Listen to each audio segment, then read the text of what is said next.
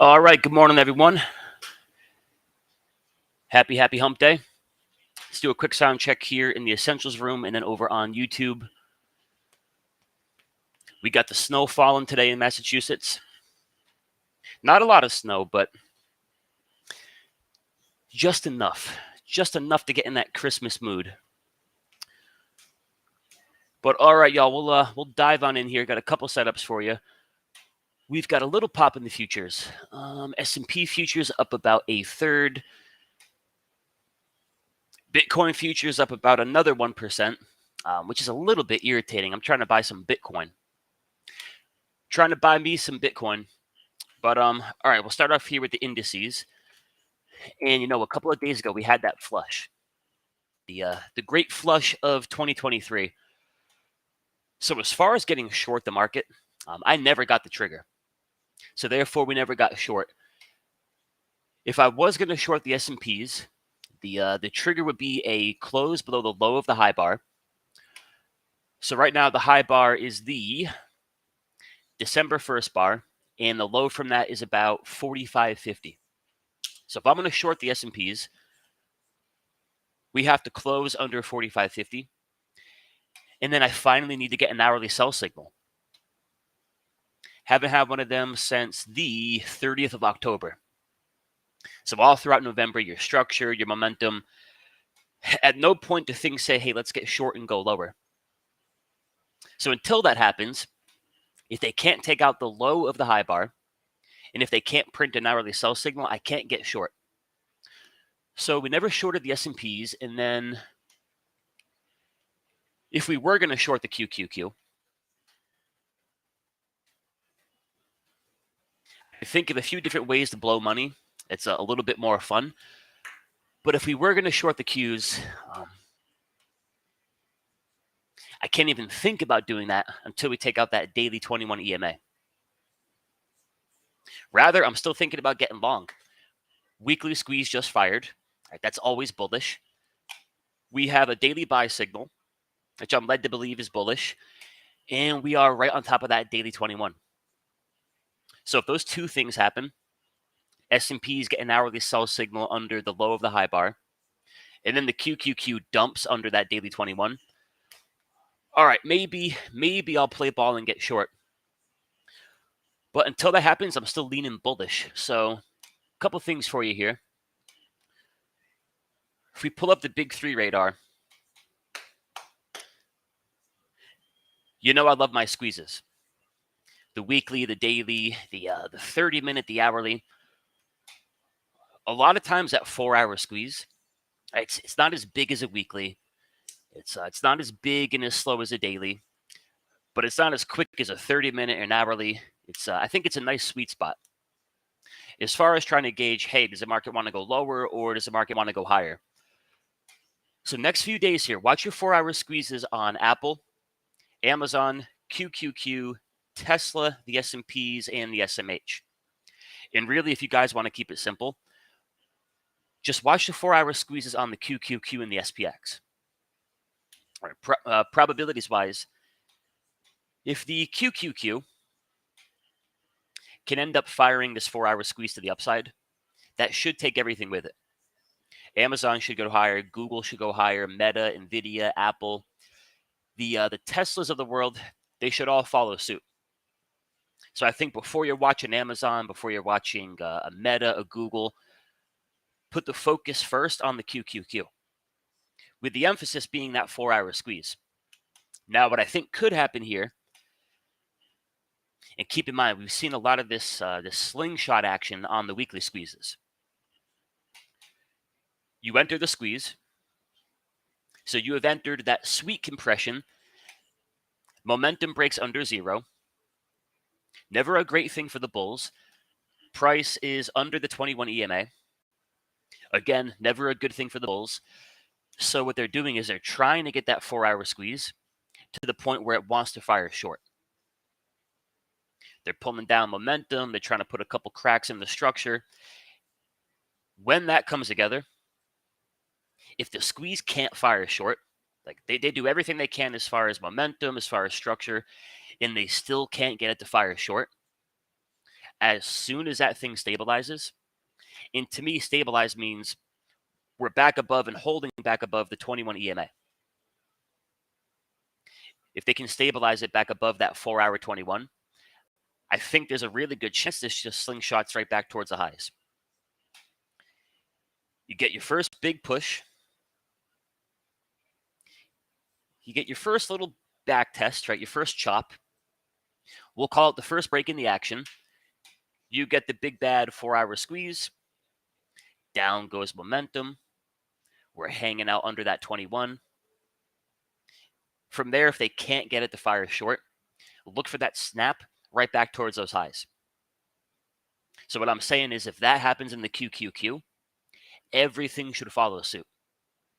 So my trigger to buy Amazon, my trigger to buy Tesla, etc., it's going to come from the QQQ in that 4-hour squeeze. Now, if that doesn't happen, we are back under the 4-hour 21, and we're just kind of hanging out here in no man's land. Then be a bit more cautious. As strong as the market is, any squeeze with price under the 21 and momentum under the 0 line, decent chance it could fire short.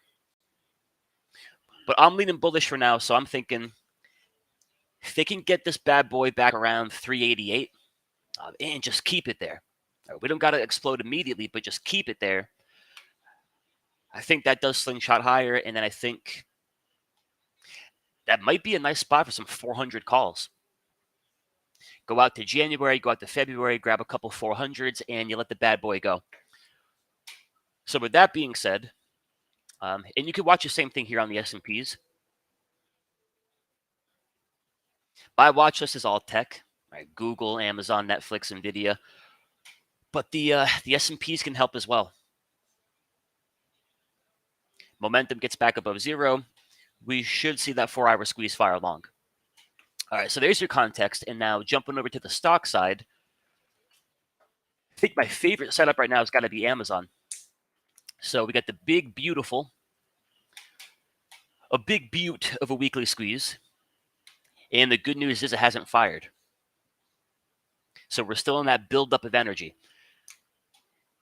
Right now, my target is about 160.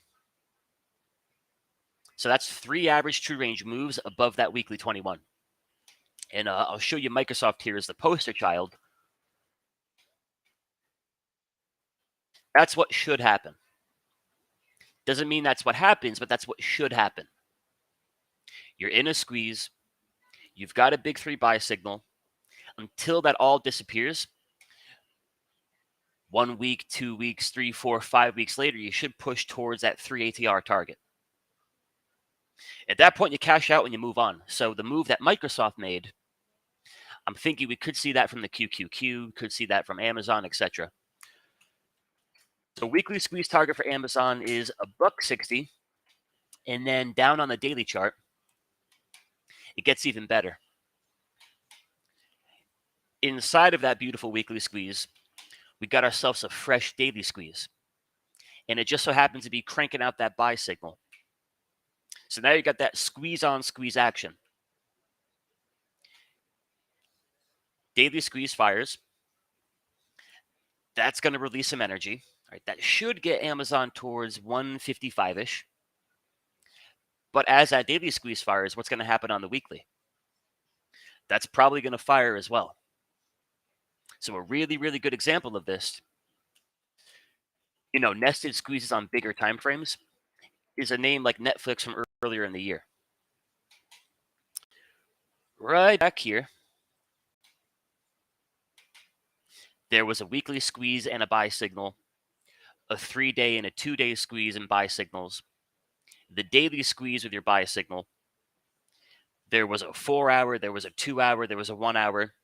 You just had that domino effect. First goes the hourly, boom. Hourly squeeze triggers a 2-hour. Off goes the 2-hour, boom. 4-hour squeeze just fired. Then the daily squeeze fires, then the 2-day, then the 3-day. It's a beautiful thing. So anytime I see that, we've got a weekly squeeze, we've got a daily squeeze, there's a 4-hour squeeze. What I'm seeing across multiple time frames is a big buildup of energy. That translates into, hey, pay attention. Amazon's fixing the bust and move sometime soon. And that's the beauty of the squeeze. That's what the squeeze tells us. The stock is taking a breather, drinking some Gatorade, getting some carbs, right, gearing up for its next big move. Our only job from there, trying to figure out which way should that big move be. We're in compression. At some point, we're going to go for it. Are we going for it in the form of a big push higher, or are we going for it in the form of a big dump? All these green beans in the garden, they would suggest it should be a big move higher. Weekly buy signal, daily buy signal, 1 hour, 30 minute, 15 minute. So Amazon into January, February, March, I'm looking for a push towards 160. Now, sticking with the theme here of the 4-hour squeeze, same thing on the QQQ. Big push, you enter a 4-hour squeeze, down goes momentum. Now the bears have got their best chance to take it lower, and they're just not doing it. Never broke the 50, right back above the 4-hour 21.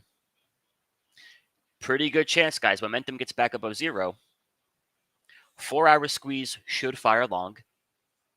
From there, what can that do? That can trigger the daily squeeze to fire long. Okay, what can that do? That can eventually trigger the weekly squeeze to fire long. You want to take it a step further, check out your monthly chart.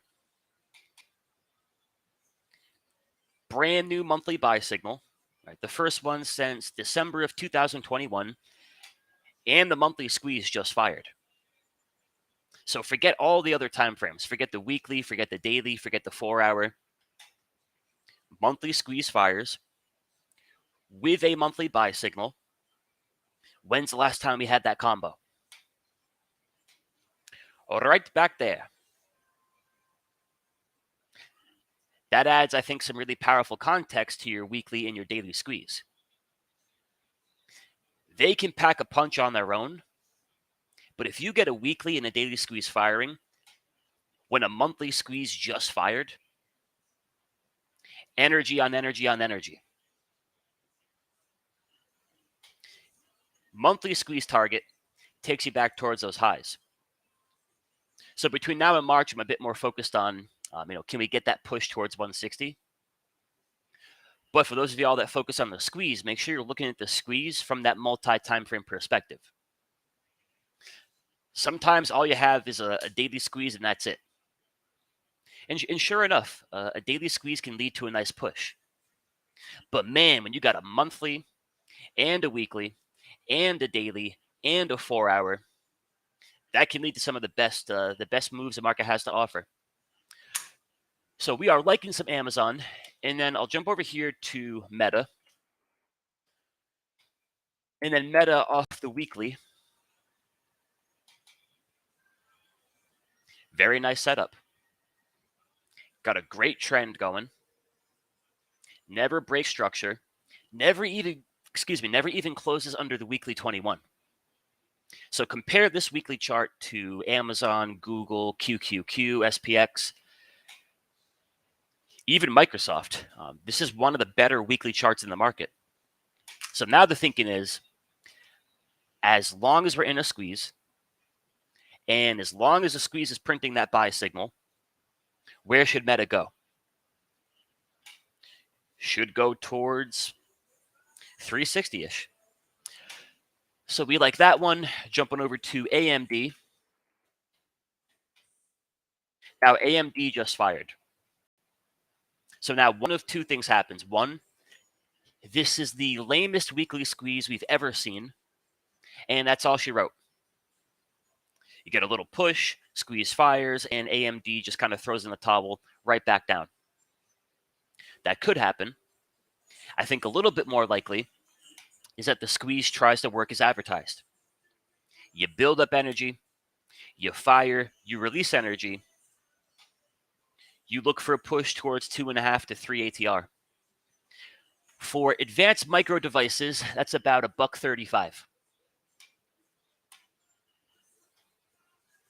Now, if you can find that weekly squeeze and then try to build your entry somewhere near that daily 21.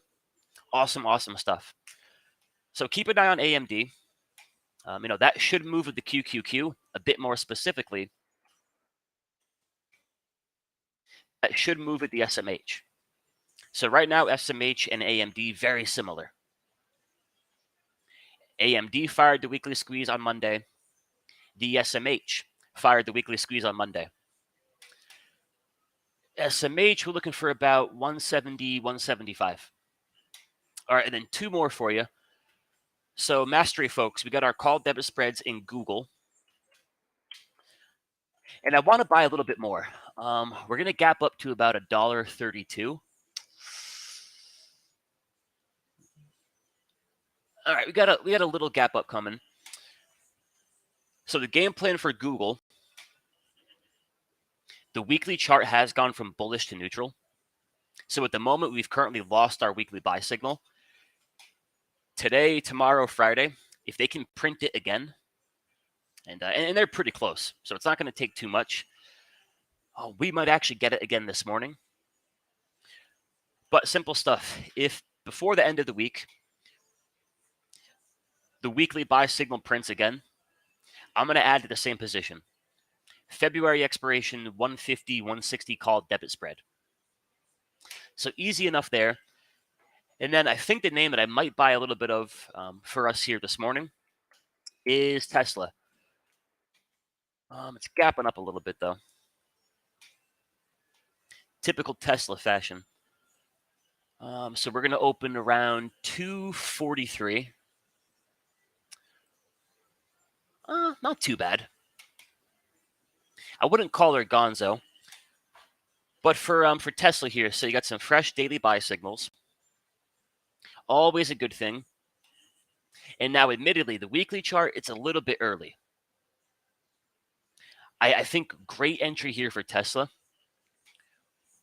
Wait for your weekly buy signal to print. Ideally, that prints anywhere between 240, 250. When that happens, I think you build up your position for March or April expiration. And what I would look for at that point, all right, slingshot squeeze. Tesla enters a weekly squeeze. They pull momentum under the zero line. They take out the 21. They take out the 50. They take out the 200. The bears did everything they possibly could to try to get that squeeze to break short. Close, but no cigar. Now you're back above your 21. Everything tries to stabilize. Everything from the ground up gets a little bit better. Brand new daily buy signal. When the weekly flips bullish, which could be this week, could be next week, that I think opens the door for a push towards 300. So for those of you on the mastery, here's what I'm thinking. Here is what I'm thinking. So Tesla trades. So on that first Tesla trade that we closed last week, I'll call that number one. We risked 1.5% of the account.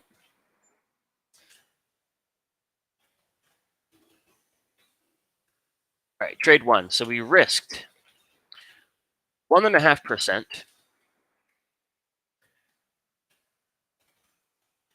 The return on the trade was 200%. So my math would tell me we are up about net return plus 3%.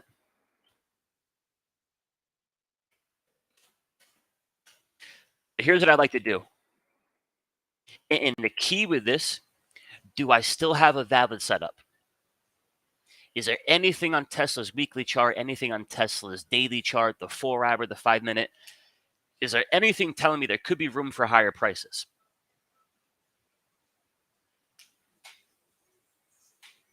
Exhibit A is that big weekly squeeze. So what I love to do in my swing trading, and to me, this is one form of getting aggressive. A couple different ways you can get aggressive. One way of getting aggressive is on that first trade, we could have risked 10% of our account, and now the account would be up about 25%, 20%. But God forbid that trade went to zero, you're taking a pretty big hit. So one way I like to get aggressive, when you have a valid setup, and I think the easiest thing to do this with is a weekly squeeze. They tend to take a while to unfold. They tend to last for 5 weeks, 8 weeks, 10 weeks. What I like to do is, all right, trade number one. I caught my push towards 250. My account is up 3%. Do I still have a setup I can trade? Right. That setup for now would be the weekly squeeze.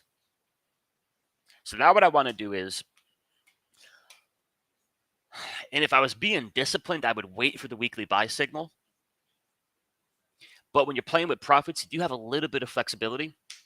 But anyways, point being, I now want to take that 3% that I made. I'm going to add that to my typical position size. So, right, 3% plus my typical 1.5% would be, call it 4.5%. But now what I want to do is I want to take 4.5% of my account, roll that into the next Tesla trade. Now, if Tesla just gets demolished, right, Elon goes on a crazy bender and Tesla's down 30% one morning, the worst it's going to possibly get for me is I'm going to lose my original 1.5% risk. On trade number two, I'm going to go 4.5. 1.5% of that is my typical risk. 3% of that is my previous profits. So when I'm starting back here at square one, easy math.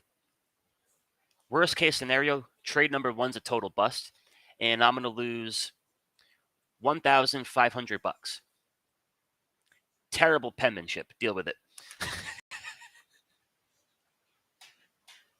Does that make sense, though? The whole pursuit, so to say, begins with that Tesla weekly squeeze. Now, until that weekly squeeze either fires short and I'm dead wrong, or it eventually fires long and hits 300, I want to keep going, right? Keep parlaying profits, keep parlaying profits. But I don't want to end up in a position where I'm blowing my account. So when the whole journey, so to say, started 2, 3, 4 weeks ago, that's what I was comfortable risking. 1.5%, easy math, we'll call it $1,500.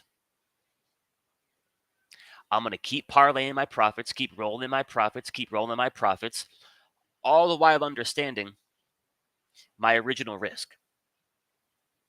At no point, if Tesla blows up on me, do I want to exceed that original risk. So hopefully that makes sense. All right, but now imagine we take the 4.5%. We go by the 300 call debit spread for March expiration.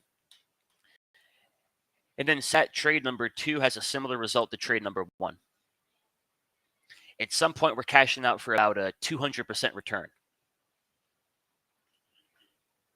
On my 4.5% risk, now I'm taking home a 9% return. And that just continues to compound and continues to compound. So, kind of tough to do that with a 30-minute squeeze, where the move might last for about 30, 60, 90 minutes. I think on a bigger time frame squeeze, something like a weekly, it's a great spot to keep rolling out those profits while being mindful of your original risk. So that is what I'm thinking for the big Tesla today. Now, keep in mind, Friday is monthly expiration. Or not monthly expiration. What day is today? Who am I? Where am I? Today is the 6th. I know we got a big expiration coming up. But for the sake of the weekly squeeze, that is neither here nor there.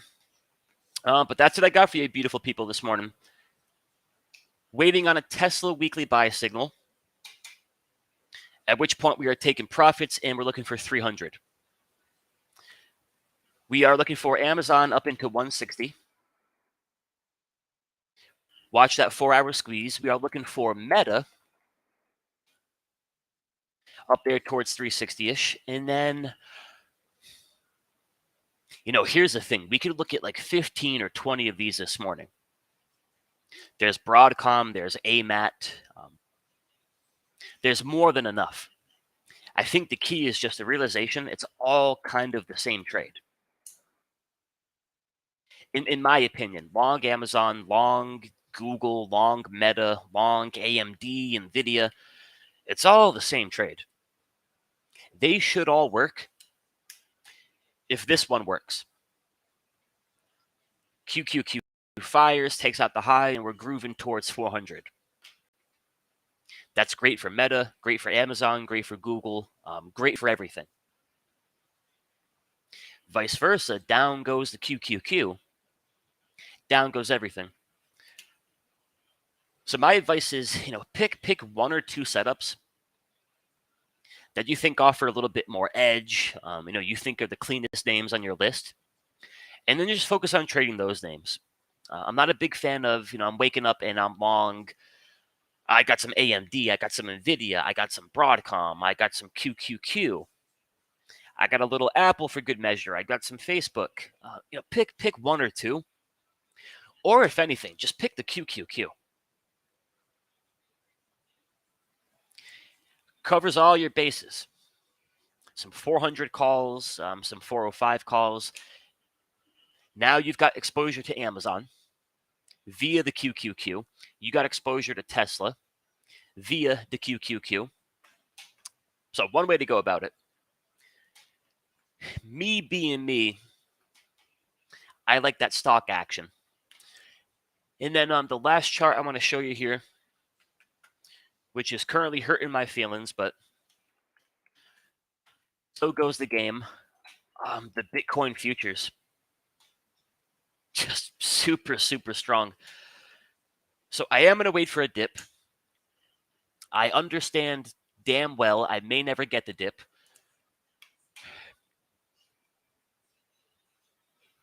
But I am looking for a couple places in the market this year, and I would do it in a different account where I can just throw in some cash, set it and forget it, and then come back a year from today and check on it. I think Bitcoin could be one of those spots. So checking out the monthly chart, see what happens back here in 2020, or 2022. You had a break in what? A break in momentum and a break in structure. Momentum crosses under the zero line. Price breaks under that 21 EMA. And things are like that for a year, going on 2 years. Now you're seeing the opposite. Momentum is back above zero. Now the Bitcoin bulls got some gas in the tank. We're back above that 21. Back above that 50, we got a monthly buy signal. So to me, what that says is moving forward, into March, into April, May, June, etc. Everything's nicely aligned here for continuation higher. So the way that I plan to trade that would be through BITO. Again, I'd rather do it on a dip. We'll see if that ever happens. But what I'm thinking is something like next December or January expiration. I want to buy the furthest out the money call as possible. Last time I checked, the furthest out the money strike is 35. So I would take an amount of cash I'm comfortable never seeing again. All right. Mentally, that money's gone. I'm never going to touch it. I'm never going to see it. I'm never going to smell it again. Take whatever that amount of money is, buy some 35 strike calls, and then come back in a year and check on it then. Not something I want to watch every day. Not something I'm going to manage. I'm not going to trade around it. I'm not going to add to it. I'm not going to protect it. Going to throw the cash at it, put it in a Tastyworks account, And then 12 months down the road, we'll come back and see what's popping. So that is what I'm thinking here for Bitcoin. But it's just a little bit too strong.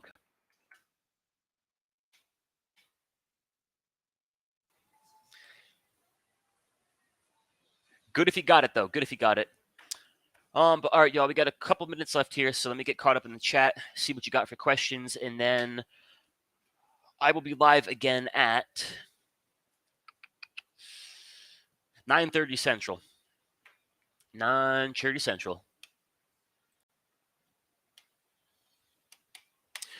So Mike, during my session today, we'll do a walkthrough of the watch list. How to copy and paste it, how to get it all set up, how to get it looking all snazzy.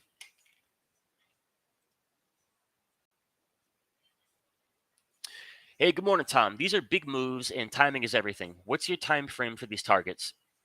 Okay, Tom, so good question. Really good question. I'm a fan of leaning into more time. Now, without a doubt, if I buy the 160 calls on Amazon for next Friday's expiration, and then boom, lightning strikes and Amazon goes to 160, I mean, it's going to be huge. Like that'd be like a 10x kind of trade. I don't really want to bank on that happening in a week.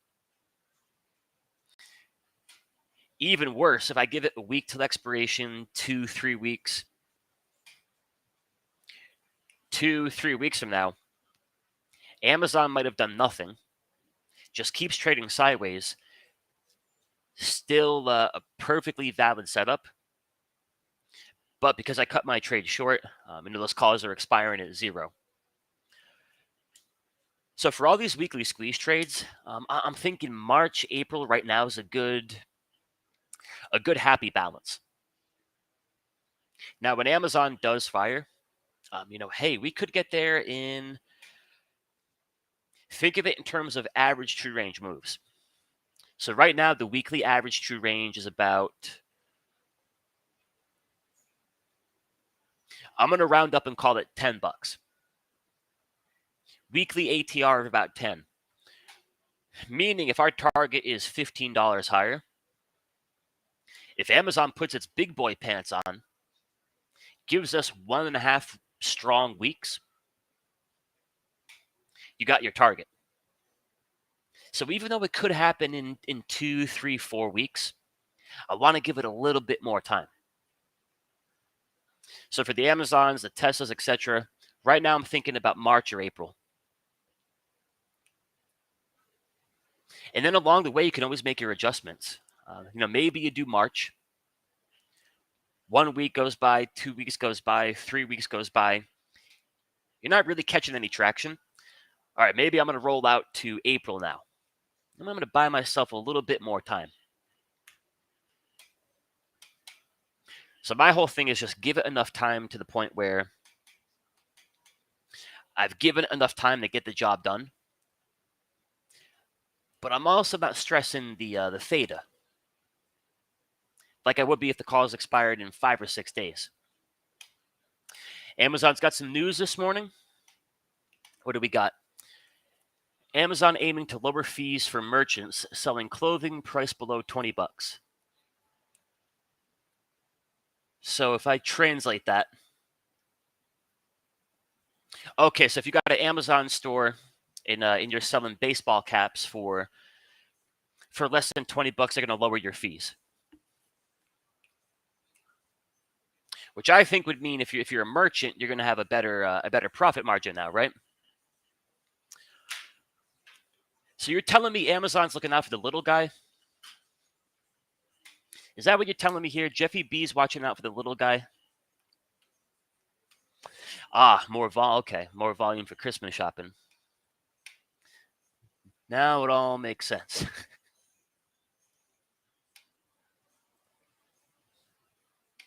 Yeah, I don't know about all of you. I'm coming home the other night. It's almost 9:00 at night.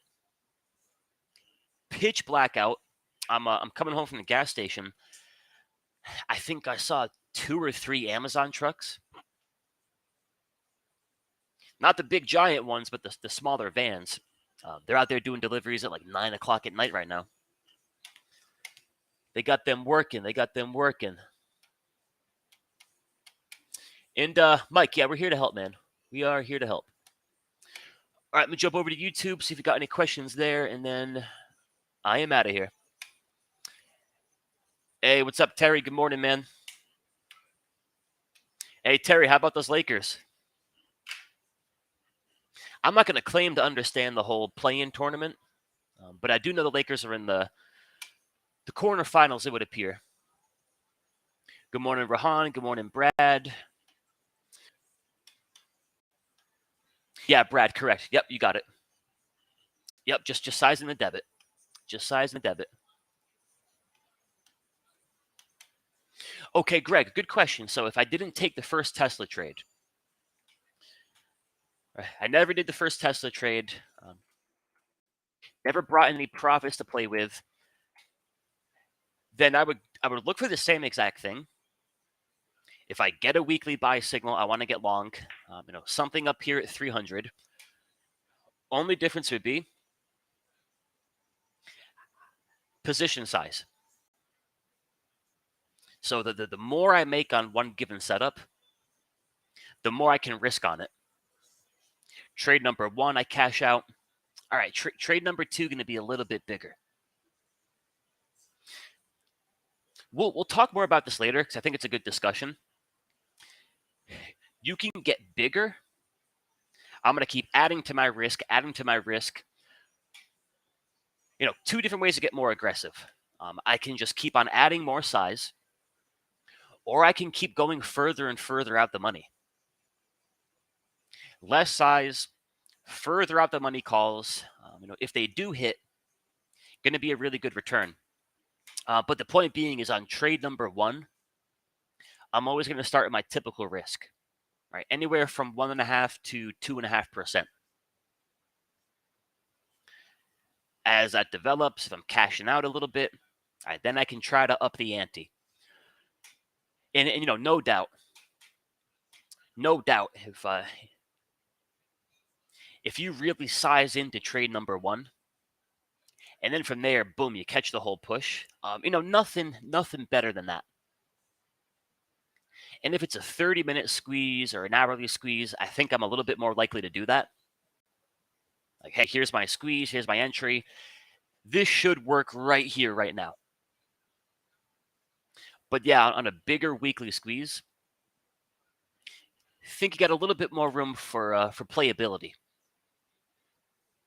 But trade number one, do your typical position size. If trade number one goes well,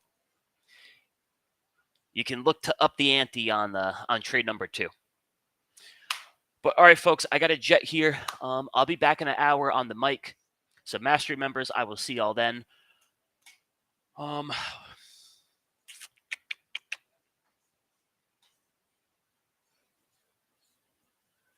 Now, kind of talking out loud here. If Tesla begins to break 250, she might be gonzo. So if at any point this week we're just blowing through 250, I'll probably have to jump in regardless. But for discipline's sake, otherwise, if we're under 250, I am going to wait for the weekly buy signal. I'm not looking for a $5 move. I'm not looking for a $15 move. When my signal prints, it's a valid setup for a $50, $60, $70 move. In other words, I don't got to rush into that. There's plenty of meat on the bones. And if Tesla rallies to 300 without me today, then hopefully one of you here is getting rich. But all right, gals and guys, thank you for all your time as always. I really appreciate it. Be disciplined here at the Open. Stick to your game plan. Stick to your rules. And I will see you all in about an hour. Adios.